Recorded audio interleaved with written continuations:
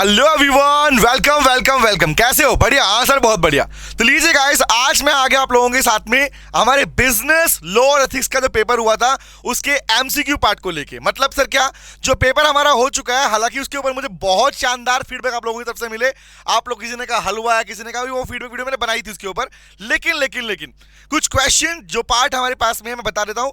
हमने ये जान लिया था उस दिन ही कि हमारे सारे के सारे क्वेश्चन हमारी बुक से, हमारे कंटेंट से, हमारे मैराथन रिवीजन पार्ट से ही निकल के आया।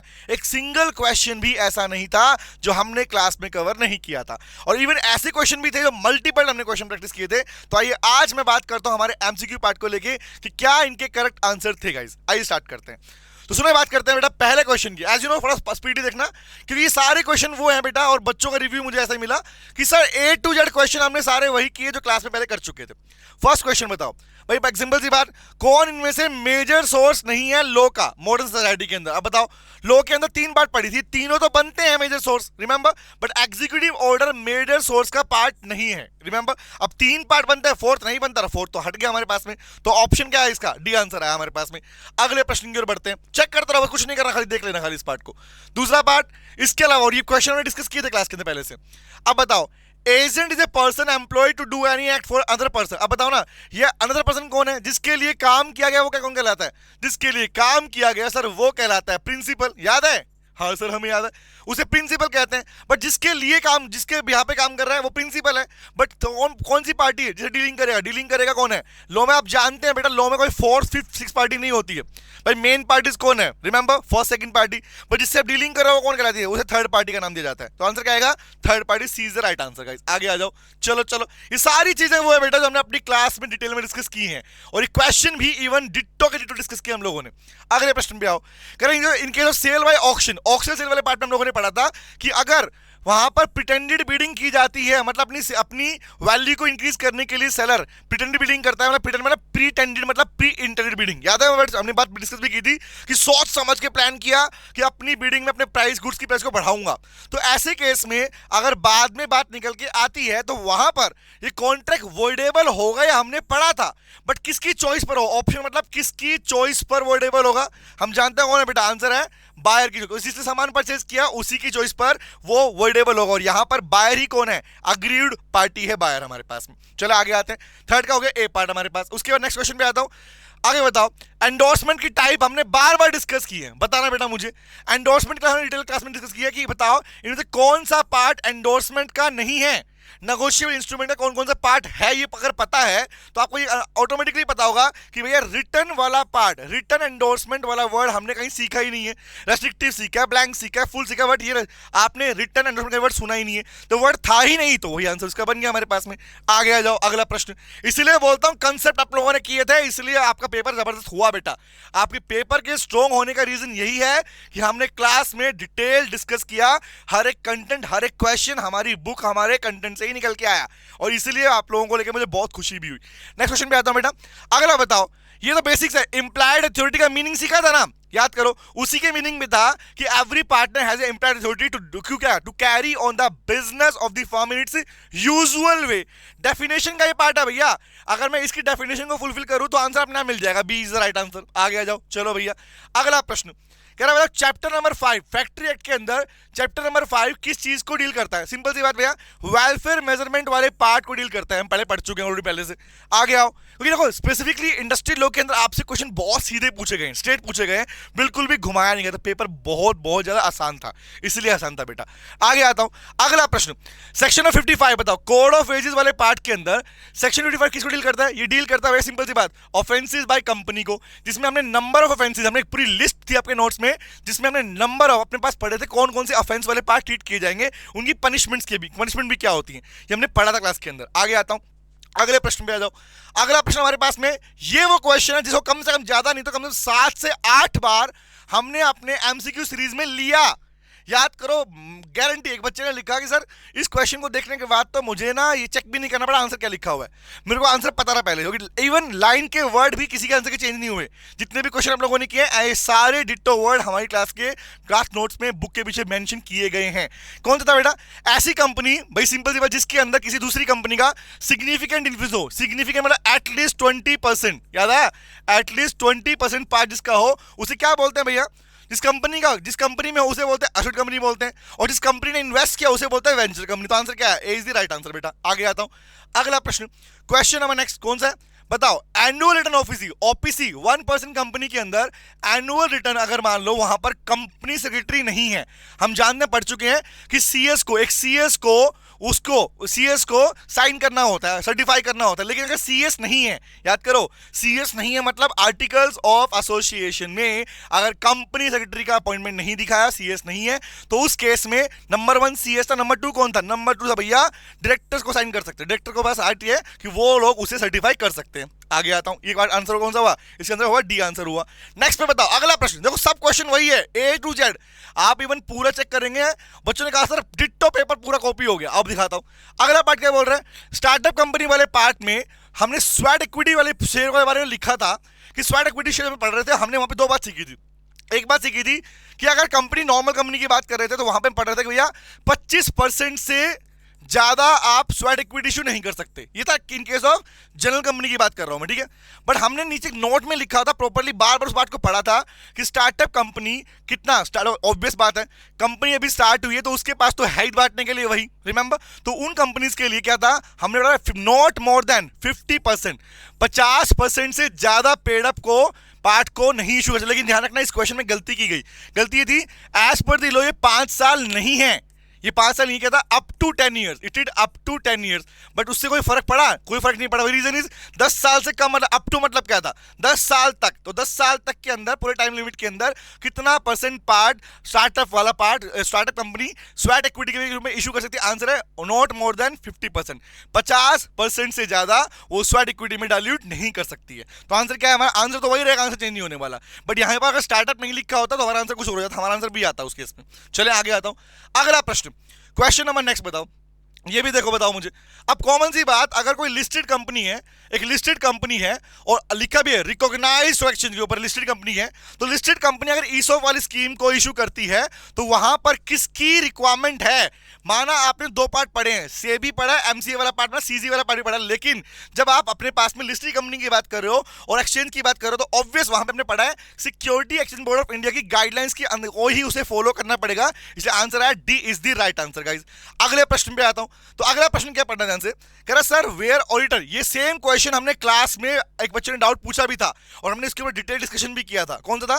सर वेयर ऑडिटर इज डिससैटिस्फाई, अगर ऑडिटर डिससैटिस्फाई होता है, अब नॉर्मली ऑडिटर है आपके पास में, उसको जो आपने इंफॉर्मेशन प्रोवाइड की उससे वो सेटिस्फाई नहीं है और वहां पर वो कोई ओपिनियन, अपना प्रॉपर ओपिनियन नहीं बना पा रहा, तो क्या करता है भैया? वो उस ओपिनियन के ऊपर एक डिस्क्लेमर देता है। याद करो, ओपिनियन पे अपना एक डिस्क्लेमर देता है कि भैया जो इंफॉर्मेशन मुझे प्रोवाइड की गई मैं उससे सेटिस्फाई नहीं हूं, रिमेंबर। और डिस्क्लेमर सबमिट करता है, उसी के बाद में उसकी रिपोर्ट रेडी होती है। तो कहने का पॉइंट था कहता कि यहां पर ऑडिटर क्या करता है, एक डिस्क्लेमर इशू किया जाएगा। तो आंसर क्या आएगा? डिस्क्लेमर आंसर आएगा। आगे आता हूं, अगला वर्ड क्या है?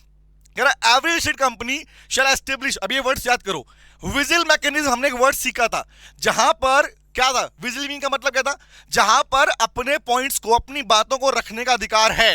इन शॉर्ट मुझे बताओ, हमने पार्ट सीखा एम्प्लॉइज हैं, डायरेक्टर्स हैं, उन्हें एक अधिकार था, हमने वर्ड सीखा था, उन्हें एक अधिकार है कि अगर कंपनी में कुछ भी गलत होता हुआ दिख रहा है तो ऐसा मैकेनिज्म रेडी करना मैंडेटरी है कि वो लोग अपनी शिकायत, अपनी कंप्लेंट दर्ज कर सके। इसी को विजिल मैकेनिज्म बोलते हैं, हमने पढ़ा था इस बारे में। तो बताओ बेटा ये किसके लिए बनाया गया? नाम पहले आ गया, डायरेक्टर और एम्प्लॉइज के लिए बनाया गया है ऐसा मैकेनिज्म जहां पर वो अपनी बात को शेयर कर सकते हैं। यही बना इसका आंसर, सिंपल सी बात है। एक लाइन में आंसर, क्वेश्चन की प्रोविजन की लाइन उठा ली, आंसर बना दिया, सिंपल सी बात है। आ गया अगला क्वेश्चन क्या था हमारे पास में, पढ़ो, कह रहा सिंपल से आगे बढ़ो। एथिक्स वाले पार्ट में टॉपिक था हमारे पास में, कौन सा?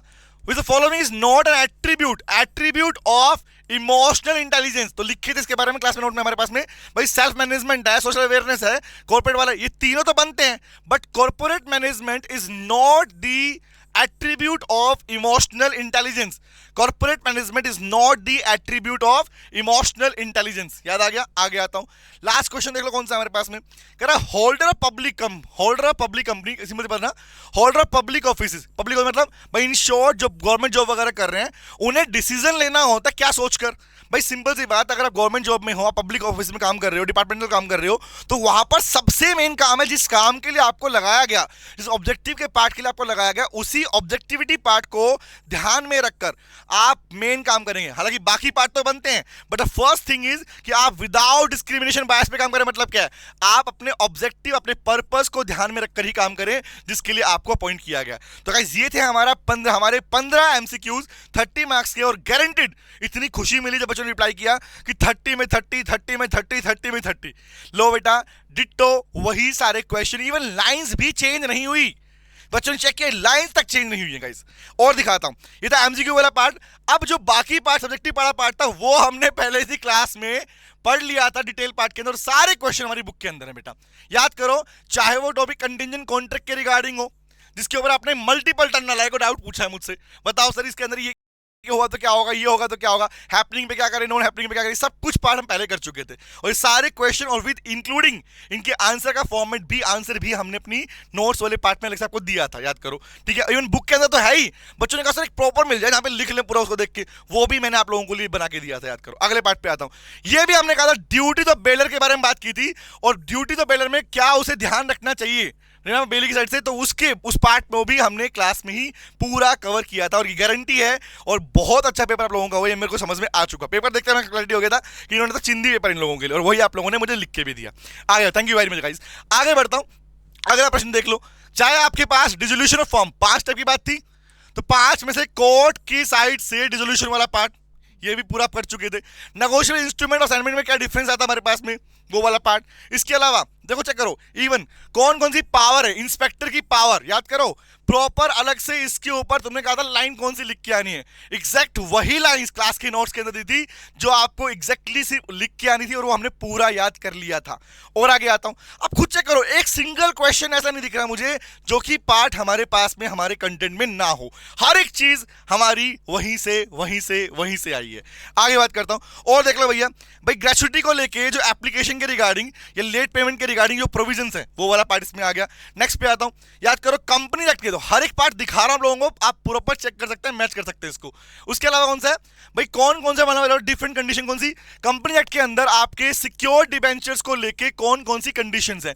तो शेयर और शेयर कैपिटल और डिबेंचर टॉपिक के अंदर स्पेसिफिकली सिक्योर्ड डिबेंचर को लेके हमने प्रोविजन की लिस्ट बनाई थी, पूरे नोट्स बनाए थे, आपने लिखे थे, आपको पढ़ाया था, पूरा प्रैक्टिस आपका हुआ था, और कहा था इस पे क्वेश्चन आ सकता है। आया ना, आगे आता हूं। चलो नेक्स्ट पार्ट बताओ बेटा। भाई डिस्क्वालिफिकेशन, डायरेक्टर पे मैंने इस बार 2 बातें बोली थी कि पॉसिबिलिटी है इस बार 2 क्वेश्चन डायरेक्टर्स पे आएंगे, वो हुआ। डिस्क्वालिफिकेशन पे भी यार लास्ट क्वेश्चन हमारे पास में क्वालिफिकेशन और अपॉइंटमेंट के भी रिगार्डिंग क्वेश्चन पूछा गया, चेक कर लो। तो क्वालिफिकेशन और डिस्क्वालिफिकेशन दोनों पार्ट पे क्वेश्चन आया, ये पार्ट डिस्क्वालिफिकेशन के रिगार्डिंग था। इसके अलावा याद करो, ऑडिट की रिपोर्ट, ऑडिटर की रिपोर्ट जो सबमिट की जाती है उसके रिगार्डिंग भी हमारे पास प्रॉपर क्वेश्चन आया, और 2 क्वेश्चन कहा था मैंने आपको, ऑडिट रिपोर्ट, ऑडिट कमिटी, तो दोनों में से क्वेश्चन आना था, ये वाला आ गया। चलो आगे आता हूं, अगला पार्ट बताओ मुझे, राइट्स ऑफ शेयर होल्डर के राइट कौन कौन से, ये हमने क्लास में लिखा था पूरा, और इसको डिटेल पार्ट में पढ़ा। हर एक क्वेश्चन हमारी बुक से, हमारे कंटेंट से आया।